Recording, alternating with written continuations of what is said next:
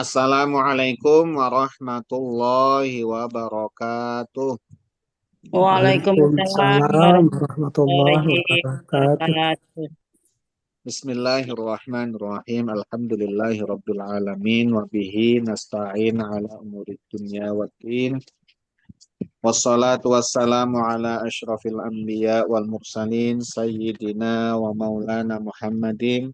Wa ala alihi wa ashabihi ajma'in. Hawla wa la quwwata illa billahil aliyyil azim.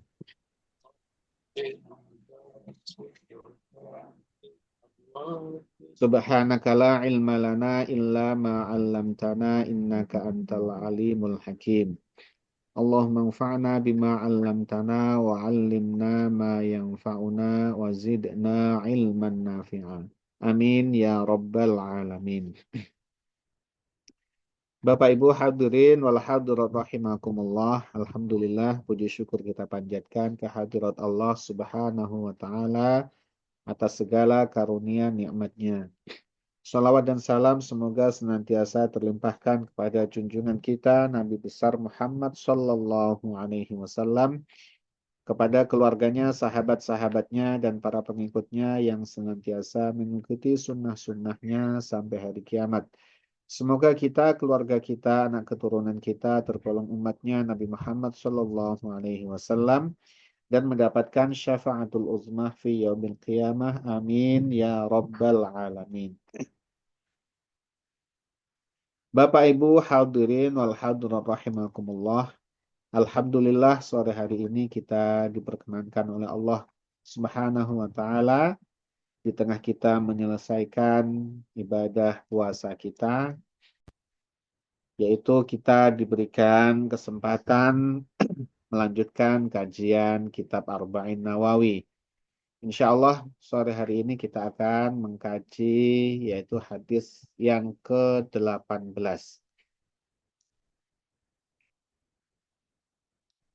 Bismillahirrahmanirrahim. Qala al-muallifu rahimahullahu ta'ala wa nafa'ana bihi wa bi'ulumihi fid daraini amin.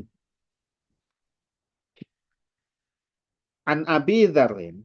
Nah, al-haditsu tsamina asyara, hadis yang nomor ke-18, yaitu adalah menerangkan tentang takwa dan akhlak yang baik. An Abi Dzarrin, dari sahabat Abu Dzar. Ini nama kunyahnya adalah Abu Dzar. Namanya adalah Jundubin, yaitu Jundub bin Junadah. Namanya Jundub bin Junadah.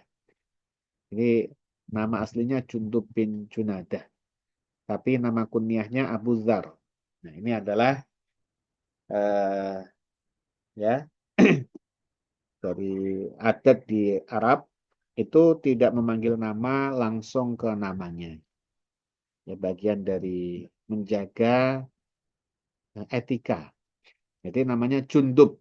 Jadi untuk memuliakannya disebut Abu Dzar. Ya. Nama kunyahnya adalah Abu Dzar. Maka kita juga ya sesama kita ya kalau usianya itu sama ya sebaiknya tidak memanggil nama langsung ya, jangkar kalau bahasa Jawa. Misalkan namanya Sofyan, Sofyan gitu ya. Ya kalau dia setara kita ya dipanggil Mas, Mas Sofyan. Adik-adik kelas kita ya bisa dipanggil Dek misalkan atau dipanggil Mas ya. Kalau lebih tua ya Pak gitu ya. Jangan dipanggil nama.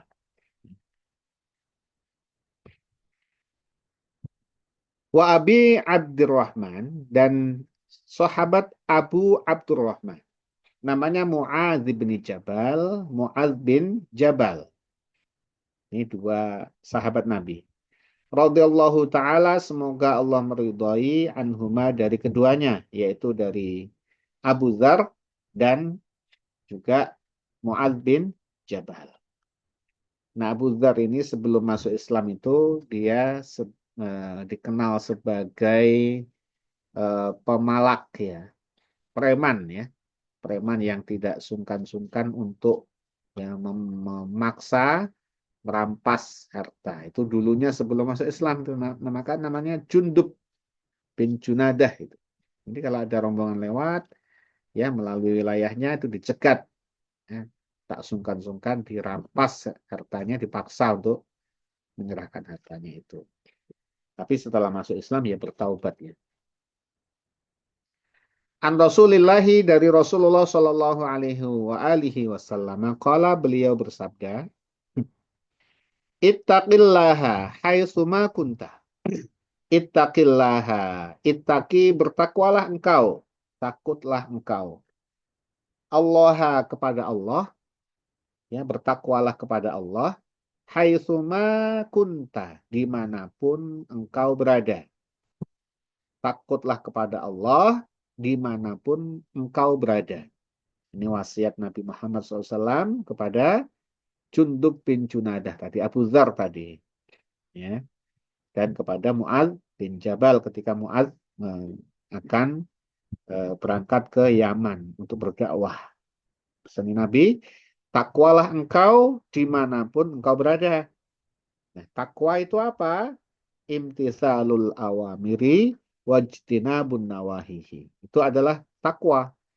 Takwa adalah melaksanakan segala perintah Allah. Ya, karena itu adalah imtithalul awamir. Jadi imtithalul awamir itu melaksanakan semua perintah Allah. Wajtinabun nawahihi dan meninggalkan semua larangan Allah. Karena ini adalah semua, maka memang sulit. Ya, sulit melaksanakan takwa yang betul-betul takwa. Ittaqillaha, nah, atau yang ayat yang lain tuh, ya, ya ayyuhalladzina amanu taqullaha haqqa tuqatih. Ya, wahai orang-orang beriman, bertakwalah kalian kepada Allah haqqa tuqatih, dengan sebenar-benarnya takwa. Wala tamutunna illa wa antum muslimun. Janganlah kalian sekali-kali meninggal kecuali dalam kondisi yang Islam. Ya. Sayyidina Umar bin Khattab mengilustrasikan takwa adalah engkau berjalan di mana jalannya itu penuh dengan duri. Sehingga engkau berjalan tentunya tidak sembarangan asal jalan-jalan saja. Tapi engkau akan berjalan dengan sangat hati-hati, ya, karena nanti bisa kena duri. Ya, sangat hati karena jalan itu penuh duri. Jadi jalannya itu hati-hati. Takwa itu begitu. Takwa itu tidak sembarangan. Tidak serobot-serobot ambil sana ambil sini. Ya hati-hati. Penuh kehati-hatian. Atau kalau orang itu saat ini ya berjalan di tengah ranjau. Maka sangat hati-hati. Kalau tidak hati-hati kena ranjau itu. Ya meledak. Ya. Hati-hati. Bertakwa kepada Allah itu dimanapun kita berada, ya, di masjid, ya, di tempat kerja, di jalanan, ya, di rumah sendirian, sampai di kamar mandi, ya. Jadi tidak ada tempat yang kemudian kita tidak bisa bertakwa. Kalau tidur bagaimana? Ya, tidurnya orang bertakwa, ya. Ada adab-adabnya tidurnya orang bertakwa. Ke kamar mandi, sampai ke kamar mandi juga ada adab-adabnya orang yang bertakwa. Ya. Apapun tingkah kita, apapun kondisi kita, dimanapun kita berada, itu selalu takwa kepada Allah Subhanahu wa Ta'ala. Yang paling penting adalah menjauhi larangan-larangan Allah Subhanahu wa Ta'ala.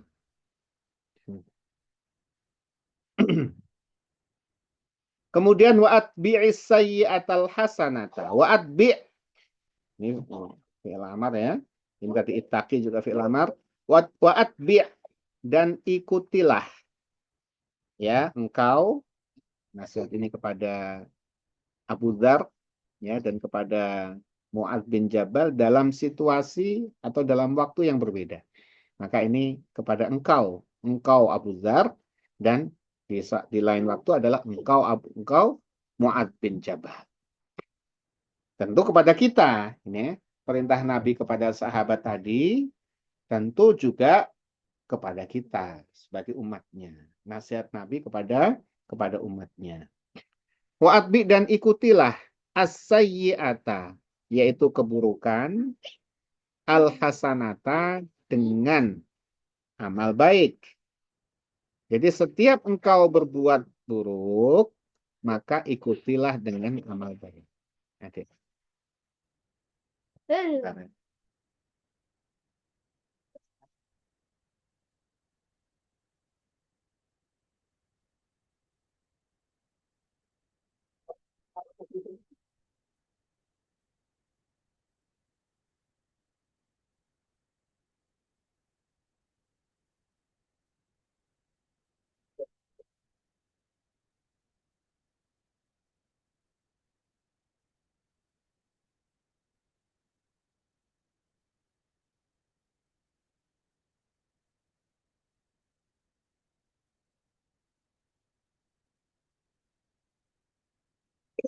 Baik ya, Bapak Ibu sekalian, kita lanjutkan tadi. Wa'atbi'is sayyi'atal hasanata, dan ikutilah perbuatan buruk al hasanata dengan perbuatan baik. Tamhuha, yang perbuatan baik tadi bisa menghapuskan perbuatan buruk. Ya, setiap berbuat buruk tidak baik, maka usahakan untuk mengiringinya dengan perbuatan baik. Minimal adalah istighfar, ya, istighfar, astagfirullah, ya.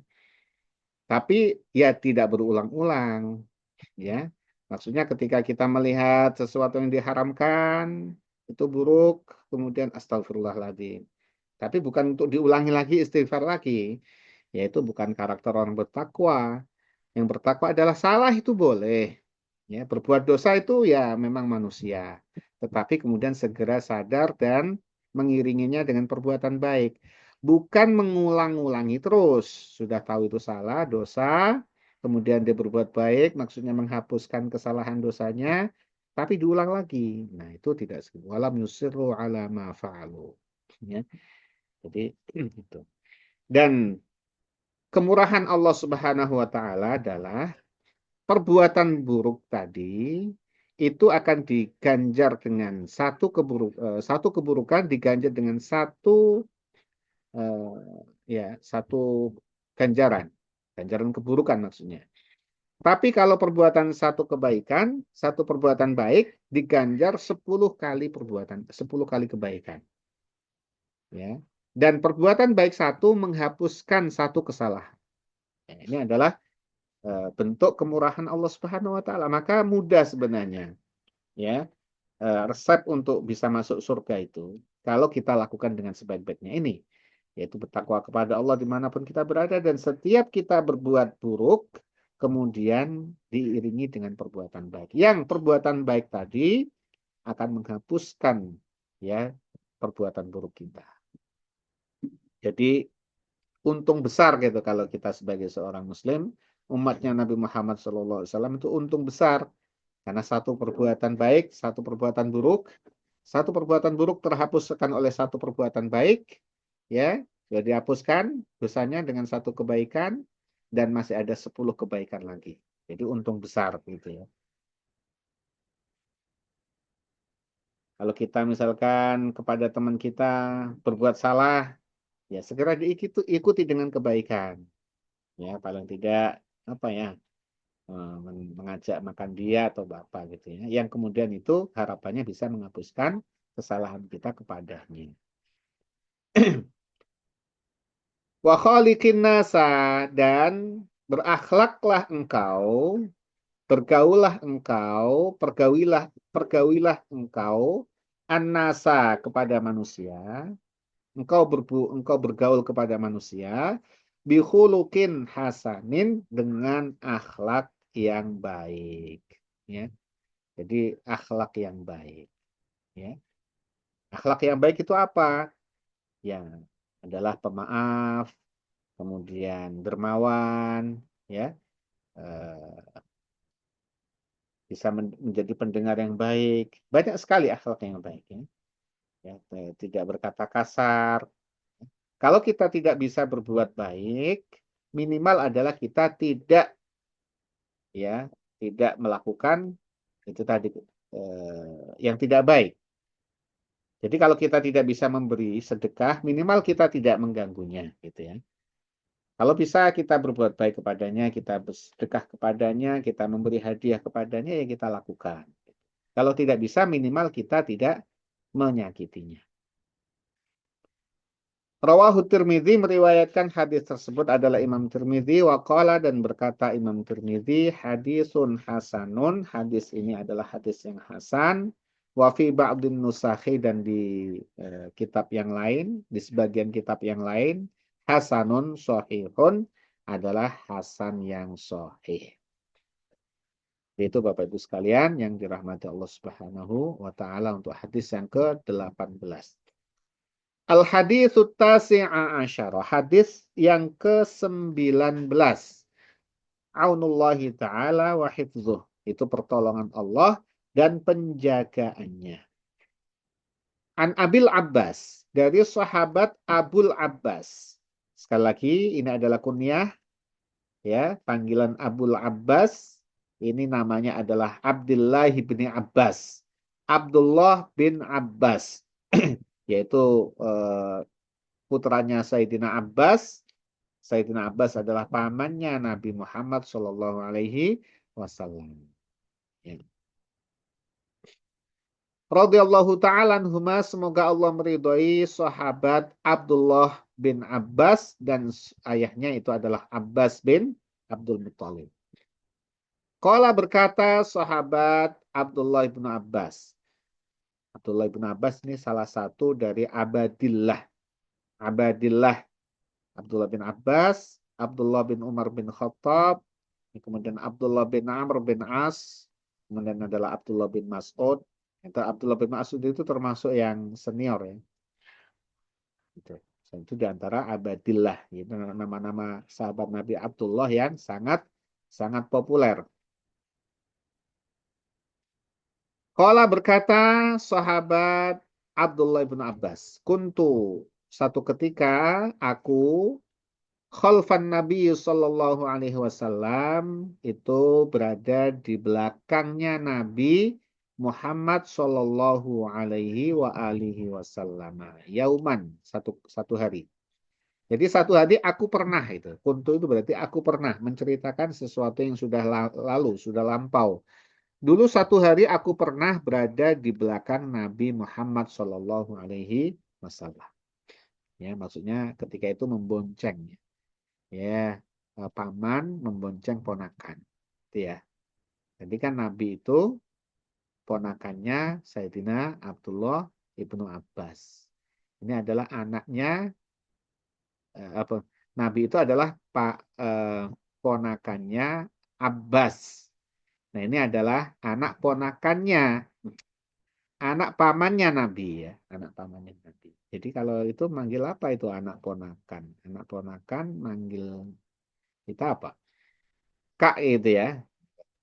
Kak ya. Jadi Abdullah bin Abbas memanggil Nabi itu Kak gitu ya. Kak.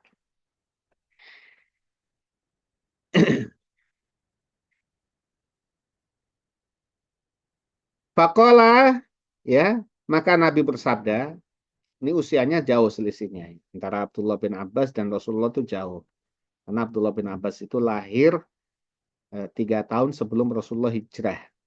Ya, selisihnya jauh sekali. Dan Rasulullah wafat, ya, umurnya Sayyidina Abdullah bin Abbas baru 13 tahun. Faqala bersabda Nabi Muhammad Shallallahu Alaihi Wasallam, ya gulamu, wahai anak kecil, ya, dipanggil lagi gulam ya, wahai anak kecil. Ini u'allimuka, tapi anak kecilnya anak kecil yang cerdas ini, ya, Abdullah bin Abbas ini. Jadi usianya waktu itu belum sampai ya belasan tahun ya, karena ditinggal Nabi itu usia 13 tahun. Ya, sangat cerdas ini Abdullah ibnu Abbas, termasuk penghafal Quran yang faham akan Al-Quran ya. Jadi ditinggal Nabi usia 13 tahun itu sudah menjadi seorang ulama, bagian dari seorang yang sangat alim di dalam Al-Quran. Ini adalah Abdullah ibnu Abbas ya. Rujukan dari ilmu tafsir tafsir Al-Quran itu banyak merujuk kepada pendapatnya Sayyidina Abdullah ibnu Abbas. Padahal ditinggal Nabi, belajar dengan Nabi itu ya berapa tahun?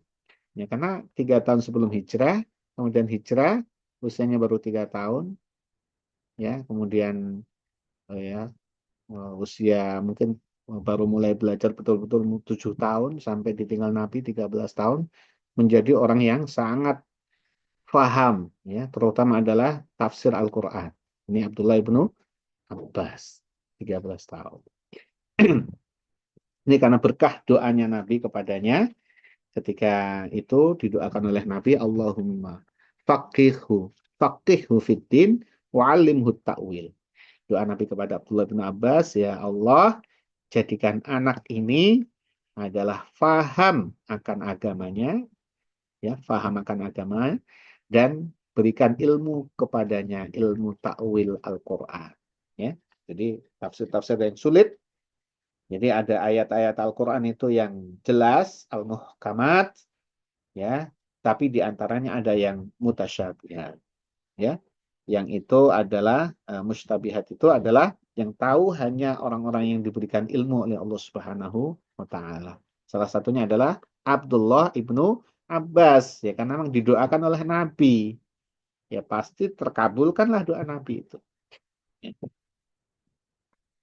Ini salah satu ajaran Nabi kepada Abdullah ibnu Abbas. Wahai anak kecil, wahai anak kecil gulam, ini belum ya, masih dibilang anak kecil nih. Inni u'allimuka. Sesungguhnya aku mengajari engkau kalimatin beberapa kalimat.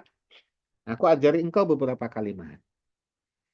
Ya, supaya disampaikan seperti ini agar Abdullah ibnu Abbas yaitu kemudian mendengarkan dengan baik. Apa kalimat-kalimat itu? Ihfazillaha yahfazka. Ihfazillah. Jagalah Allah. Yahfazka, maka Allah akan menjagamu.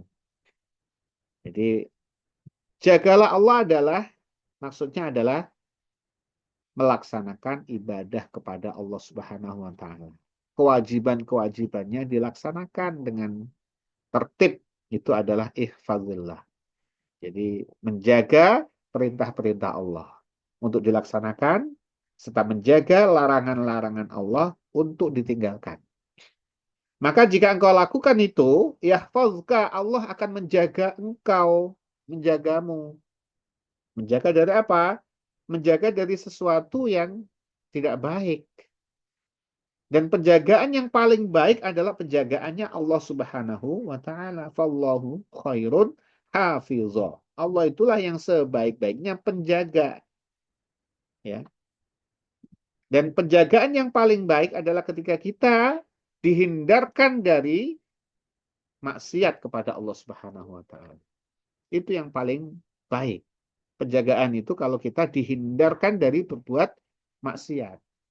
Mau berbuat maksiat gak jadi. Ya, kita dihindarkan oleh Allah. Tapi kalau jadi berarti kita harus mendekatkan diri kepada Allah lagi itu. Ya. Kemudian dari mara bahaya, dari sesuatu ya, bala, cobaan dan sebagainya, kita akan dijaga Allah Subhanahu wa taala. Ihfazillaha, jagalah Allah, yaitu tadi dengan melaksanakan perintah-perintah Allah, meninggalkan larang-larangannya. Tajidhu, engkau akan dapati Allah tujahaka, berada di depanmu. Artinya akan menjadi penolongmu. Tidak ada yang bisa mencelakakan kamu kalau Allah menolong kamu.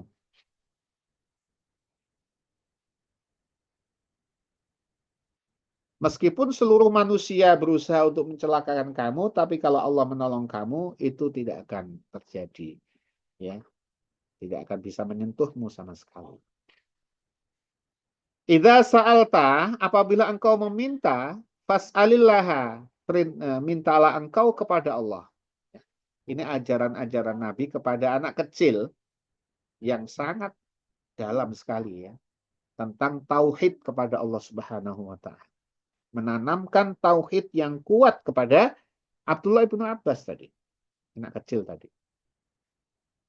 Wa idza sta'anta, dan apabila engkau meminta tolong, fasta'in, maka mintalah tolong billahi kepada Allah. Mintalah tolong kepada Allah. Apapun juga itu mintalah tolong kepada Allah. Ada satu ketika sahabat Nabi itu ketika beliau sudah menjelang wafat berwasiat kepada putranya, yaitu adalah sahabat Abdullah ibnu Zubair ya, ibnu Zubair bin Awam itu kemudian eh, berwasiat, ya, aku punya hutang yang banyak. Nanti kalau aku meninggal, tolong dibayarkan semua hutangku dengan hartaku semua ini. Ya, nanti kalau hartaku tidak cukup, ya tidak usah minta yang lain. Mintalah kepada tuanku. Maksudnya tuanku adalah Allah Subhanahu wa taala. Jadi itu. Ini betul ketika beliau wafat, maka anaknya itu menghitung semua aset hartanya itu dan hutangnya ternyata jauh, ya. Masih apa namanya? Masih banyakkan hutang. Maka kemudian minta kepada Allah Subhanahu wa taala, ya. Kemudian jadi malah berbalik, ya. Jadi hartanya begitu dikumpulkan lagi, ternyata nilainya itu jauh melebihi daripada hutangnya itu. Padahal kasat mata tadi sebelumnya itu banyak sekali hutangnya gitu. Tapi karena dia tadi sudah diwasiatkan oleh ayahnya agar meminta kepada Allah, maka kemudian dibayarkan lunas semua hutangnya dan masih sisa hutang yang banyak sampai dibagi-bagi warisnya itu. Nah, ini bagi mereka yang sangat yakin kepada Allah Subhanahu wa taala. Ya, ini ada istilahnya tuh makom-makom tersendiri ya. Ya, makom para wali itu makom yang mereka itu sangat yakin kepada Allah Subhanahu wa taala. Sampai apapun itu minta tolong kepada Allah. Dan betul akan ditolong oleh Allah Subhanahu wa taala. Janji Allah itu akan ditolong Allah Subhanahu wa taala. Karena memang dia tadi itu ihfazillah, menjaga apa itu perintah-perintah Allah, ya, menjaga larangan-larangannya untuk tidak dijalankan, ya. Yakin kepada Allah Subhanahu wa taala, yakin akan pertolongannya. Maka ketika minta tolong pasti akan ditolong Allah Subhanahu wa taala.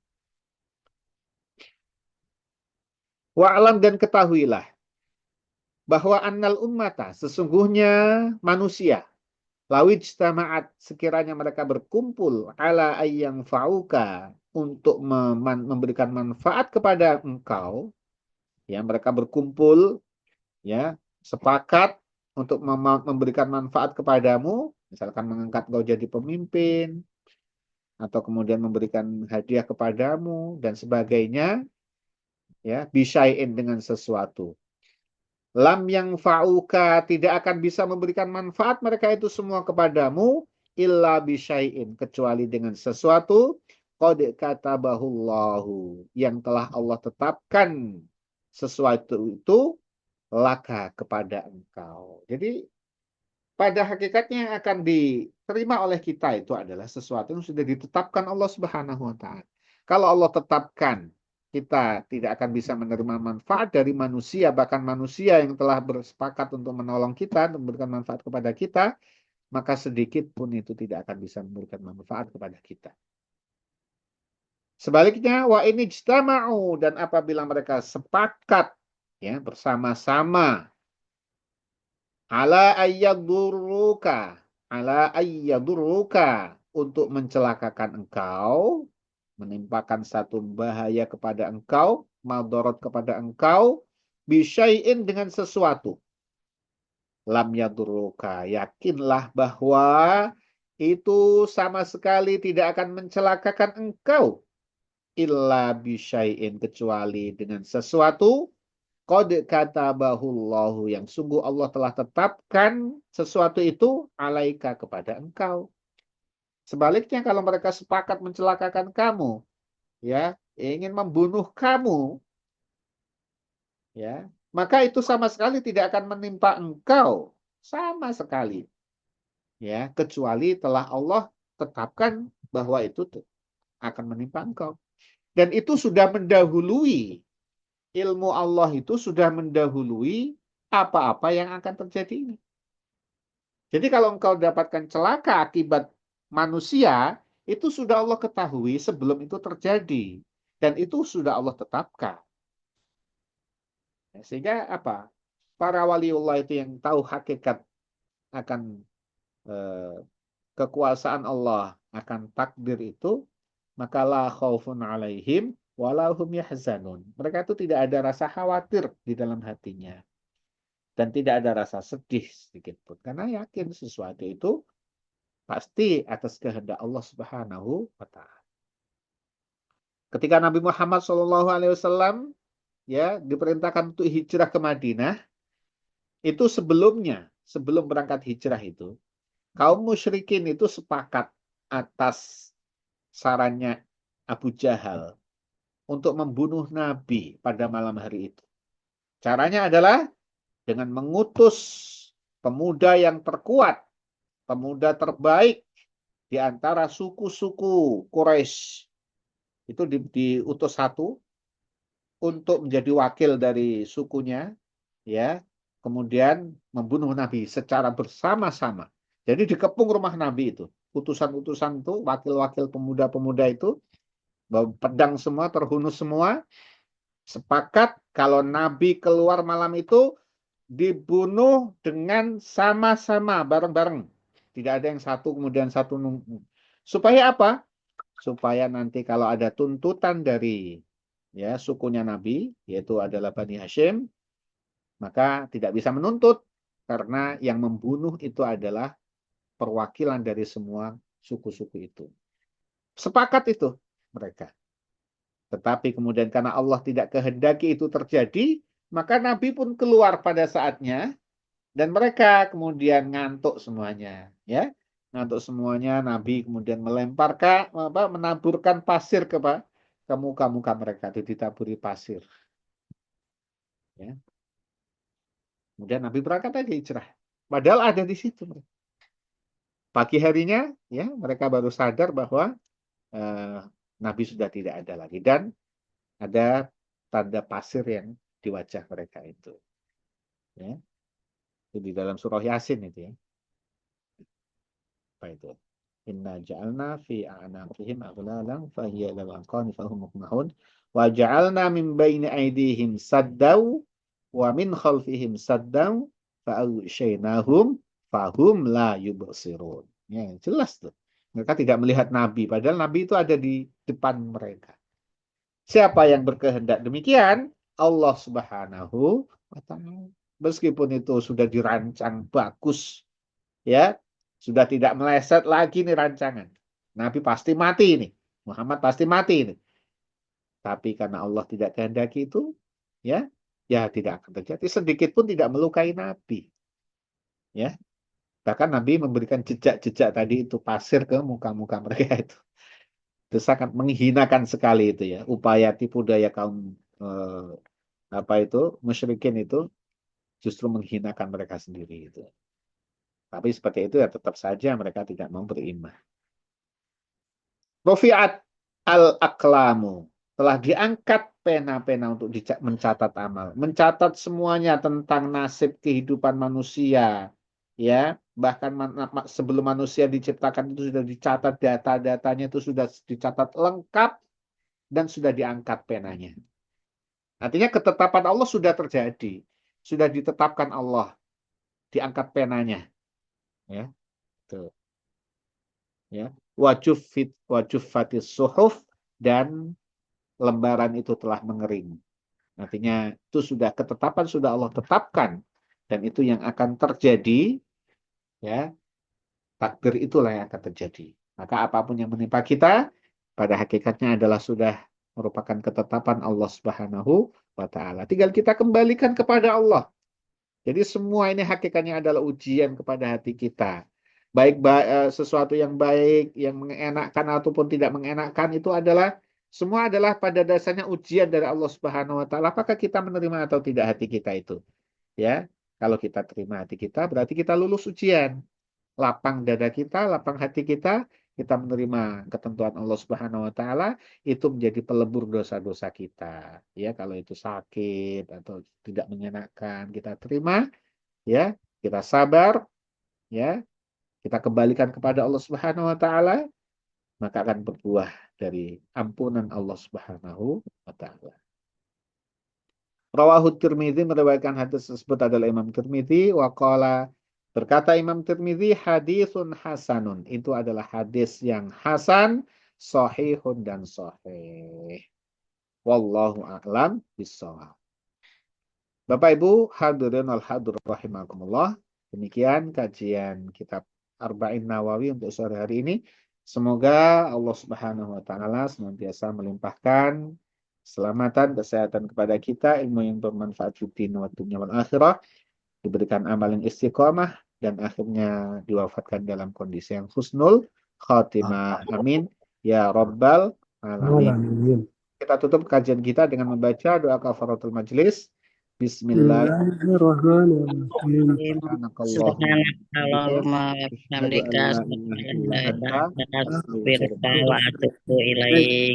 walafu minkum. Wassalamualaikum warahmatullahi wabarakatuh. Waalaikumsalam. Waalaikumsalam warahmatullahi wabarakatuh. Terima kasih Ustaz. Selamat sore teman-teman. Selamat berbuka. Bapak Ibu.